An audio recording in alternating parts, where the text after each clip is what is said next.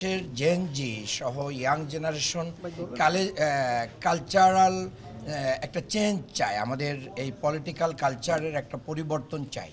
আমরা সেটাই বাস্তবায়ন করলাম এবং আমি মনে করি অত্যন্ত সৌহার্দ্যপূর্ণ পরিবেশে আমরা কথা বলেছি। খালা আম্মা ছিলেন, ভাইয়া ছিলেন, সবাই মিলেই আমরা কথা বলেছি। আমরা বলতে চাই যে জয় পরাজয় আল্লাহ নির্ধারণ করবেন, জনগণ এখানে ভোট দিবে, যেই জিতুক আমরা একসাথে কাজ করব। এটাই আমাদের। এখানে ভেদাভেদ হানাহানির রাজনীতি হবে না ইনশাল্লাহ। সারা বাংলাদেশে কি হবে আমরা জানি না, ঢাকা 6 একটা এক্সাম্পল তৈরি হবে। আমি মনে আজকে থেকে তারাও এটা এক্সাম্পল সৃষ্টি করার জন্য, এটা বাংলাদেশে আজকে ভালো একটা নিউজ হওয়া উচিত। আপনাদের পরে ডিপেন্ড করবে অন্যরা যাবে কিনা।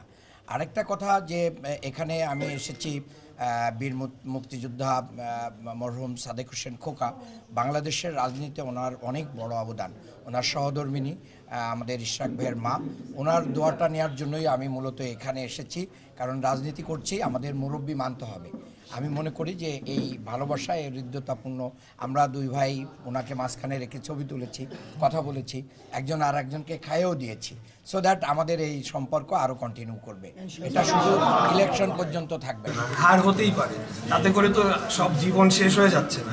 মানুষ ওইটা ডেসপারেট হয়ে যায় যে সব মনে হয় গেল, কার ছুটিতে যায়, সেটা আসলে হওয়া উচিত।